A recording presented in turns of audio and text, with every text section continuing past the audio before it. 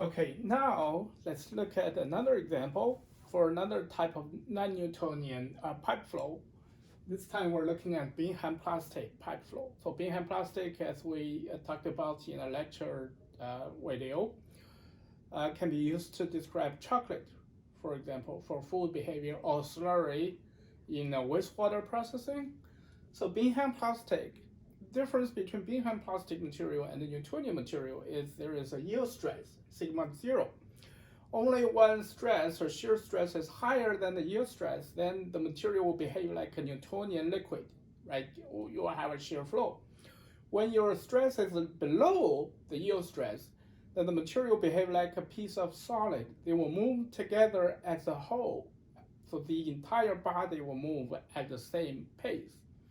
So which is the characteristics of a bingham plastic flow. In the when we consider pipe flow, right, at the center line or near or close to the center line, where our shear rate will be low, if you consider the Newtonian case, the parabolic flow shape, velocity profile, at the center line, the shear rate will be very low, so the shear stress will be low as well. When it's below the yield stress, then the center part of your material will move as one piece, like a solid. When you put force or pressure difference to generate a pressure gradient or a driving force to drive the material, then the center piece will move as a one body all together. So you're going to have the same velocity at the center piece, but then from the center piece out towards the wall, when your shear rate is high, your shear stress is above the yield stress, you're going to have a shear flow. So we went through the the flow equations, and in this particular example, we're given flow rate. We wanted to calculate the pressure difference that is needed to maintain that flow rate, right? So by looking at the force balance, no matter we have shear flow or we have the center body move as one piece, at a steady state when the flow is fully developed, the velocity is not dependent on time. That means the net force acting on our flow or fluid element would be 0. So there's no acceleration. There's only the same velocity movement downstream. Okay, so we have the force balance both at the wall and at the edge of the plug. The plug is the part, the center part, that moves as one body, right? And so we have these, and from this we can define we can calculate the pressure drop that is actually determined by the yield stress and the size of the plug, which is the R0 term. And that is what we need to find out. Once we find out the R0, the size of the plug, then we can calculate the needed pressure difference. We define what we call dimensionless stress, that is the ratio between the yield stress and the stress at the wall, or the stress in our shear part of the flow, and which coming from the force balance analysis here also equal to the ratio between the plug and the pipe, the radius of the pipe. So this is a dimensionless because right there it doesn't have a unit, which is the beauty of this, because if we solve for phi 0, then it doesn't matter how big our pipe is, that will be good for all different types or different sizes of pipes, because it doesn't have a unit. Then going back to our flow equation, this is the pressure gradient or pressure difference that is being calculated for this type of flow. From this, we can define another dimensionless parameter, which is called dimensionless flow rate or volumetric flow rate. So first, we look at this equation. This equation is actually from the Newtonian flow. If we consider our material is Newtonian with viscosity mu, from a Higgins-Bezout equation, we can calculate the volumetric flow rate for that, for a viscous flow, Newtonian viscous flow. It's going to be determined by this correlated to the pressure drop at this. Then we define our dimensionless volumetric flow rate, omega, as the ratio between the bingham plastic flow rate, QV, normalized against the Newtonian volumetric flow rate, Qn.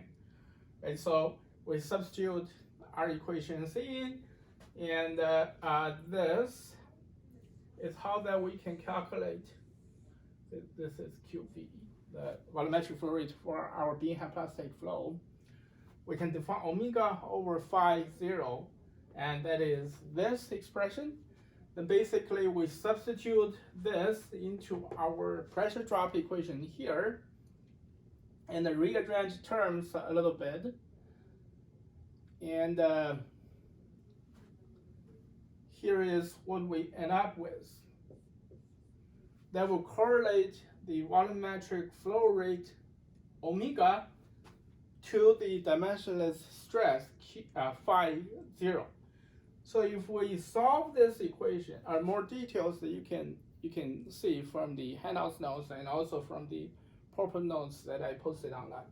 So if we know omega, because omega is what we can calculate, because we know our volumetric flow rate, right? The volumetric flow rate will be given, and we can calculate the Newtonian flow rate based on the pressure difference.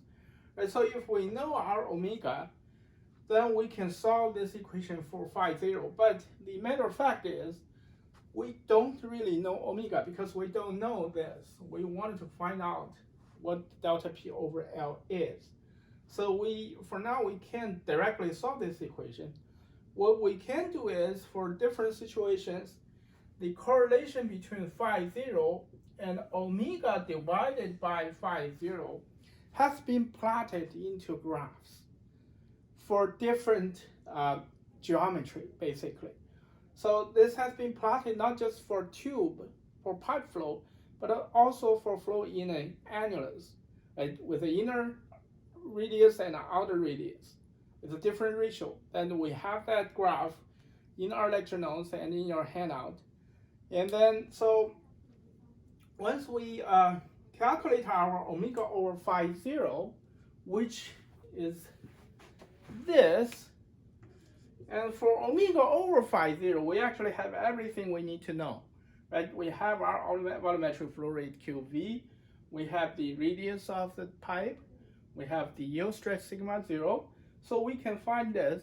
And once we find this from the graph, we can read what our phi 0 is. Phi 0, again, is determined by this equation. So once we know phi 0, from this we know the radius of our pipe. We can find out the size of the plug. And once we find out the size of the plug, going back here, we can calculate our pressure difference. So that is how that we solve this problem. And then if you go back to your lecture notes, and we have the omega over phi 0 calculated for the different cases. And for the first case, we have this equals to, let's see, for the parameter given,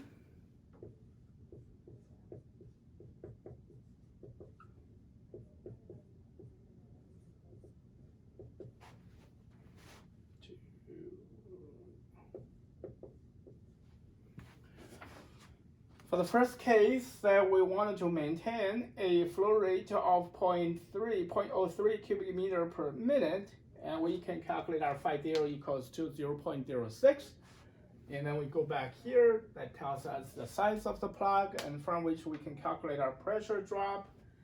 The delta P over L needs to be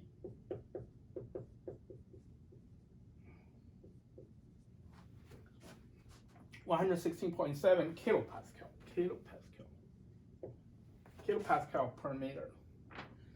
And the second part of the question is, if the pressure drop is reduced by 25%, that definitely go back here. We can plug that back in to this equation that changes R0. We will have a new R0. So with the new R0 we come across, we will find our, so for second, I'll write it here, omega over phi 0 turn into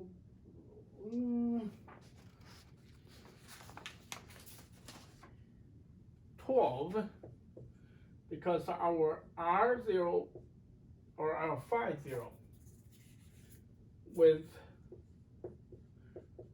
reduced, our phi 0 is dependent on R0, which is dependent on the pressure gradient. When this is being reduced by 25%, that increase phi 0 from 0.06 to 0.08, which will lead to a change in omega over phi 0 to 12.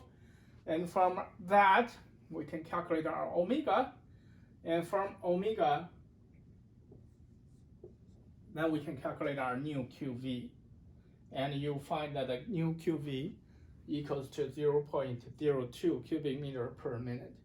Again, details are in the notes, so please refer to the notes for the details of how to solve this. And you can see with bingham plastic, only with the little sigma 0 added into our viscosity model, the flow behavior changed quite significantly. So more complex the material, more complex the flow behavior, and more difficult it is to mathematically solve the flow problems.